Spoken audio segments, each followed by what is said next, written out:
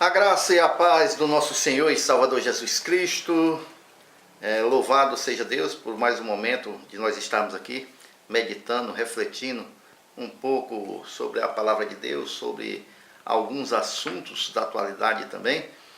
E eu te peço, se você não é inscrito, se inscreve aí no nosso canal, tá bom? Aciona o sininho aí para as suas notificações e dá um like. Se gostar da mensagem, se gostar da reflexão, compartilha com seus amigos. Eu quero, no dia de hoje, compartilhar com você uma parte do texto do meu livro Karl Barth e a Pregação, tá bom? É um livro que eu lancei em 2016 e eu quero só um pequeno trecho que eu aqui neste livro, né, eu enumerei, fiz um tópico, que são as principais características do movimento neopentecostal no Brasil.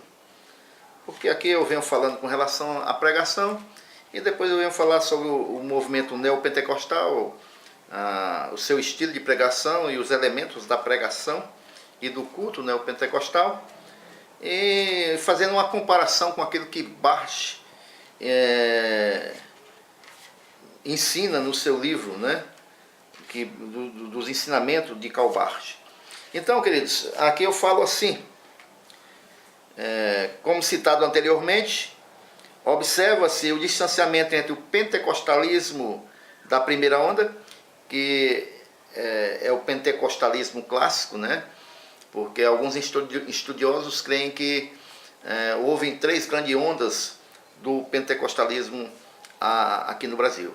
A primeira onda é o pentecostalismo clássico, quando aquelas igrejas pentecostais tradicionais que iniciaram no Brasil esse movimento, como a Assembleia de Deus, a Congregação Cristã, né? Depois vem a segunda onda com outras igrejas, como a Quadrangular, a Deus é Amor, e a terceira onda é o movimento neopentecostal, que aí começa com a Igreja Universal do Reino de Deus e outras igrejas. Então,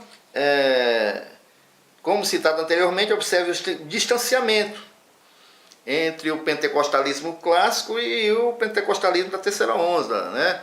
O neopentecostalismo. Pois é nessa fase em que são introduzidos liturgias, objetos e ênfases teológicas distintas que causam desconfiança nas igrejas tradicionais. Então é nessa terceira onda, nesse movimento neopentecostal, que é introduzido vários elementos estranhos ao culto e aquilo que o pentecostalismo clássico ele preservava, né?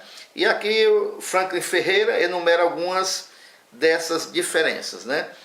E aqui a gente tira do livro do Franklin Ferreira algumas questões que ele enumera com relação ao movimento neopentecostal.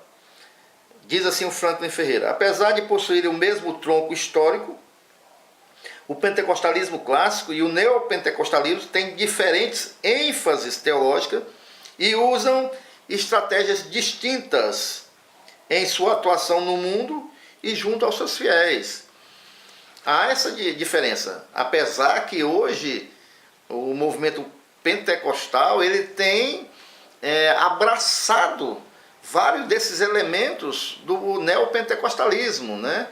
Hoje já quase não se distingue mais o que é um movimento pentecostal clássico do neopentecostal.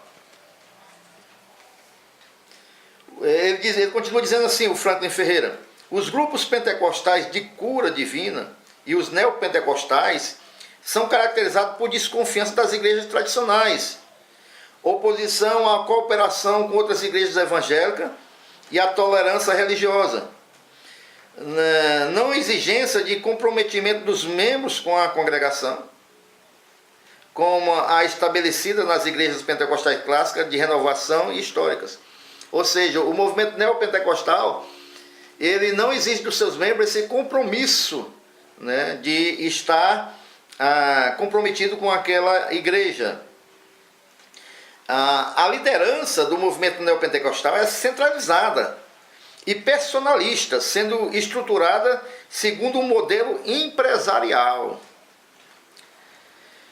Crescimento do neopentecostalismo, segundo Franklin Ferreira, é através do proselitismo e do intensificado uso do rádio e da televisão, alcance especialmente nas camadas mais pobres da sociedade, e dá uma ênfase muito grande no misticismo, priorizando a realização de curas e o exorcismo, e entendendo que os males têm origem nos demônios.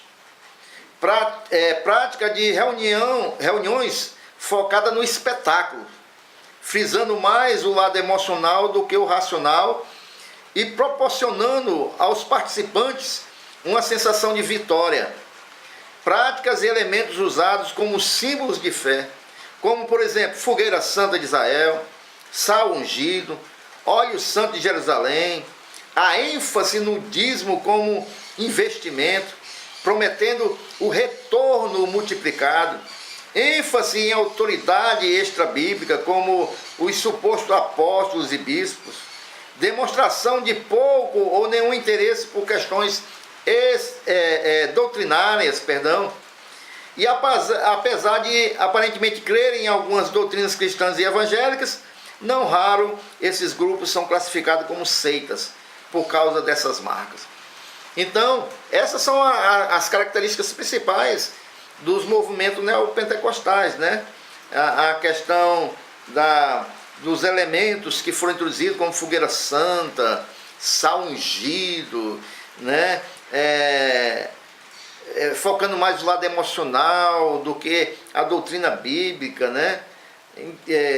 Usando símbolos de fé, machá, manto santo.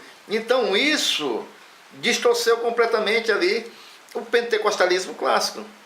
E isso tem arrastado muitas pessoas, através da ênfase da divulgação dessas doutrinas, através da televisão, do rádio, e tem arrebanhado muitas pessoas. Como vê-se, são muitas as inovações doutrinárias nessa terceira onda. Na realidade, o movimento neopentecostal é um movimento em mutação constante e sempre aberto a agregar novas doutrinas e novos modismos. No entanto, faz-se necessário uma análise mais detalhada em alguma desses principais pontos que mais caracterizam o movimento neopentecostal.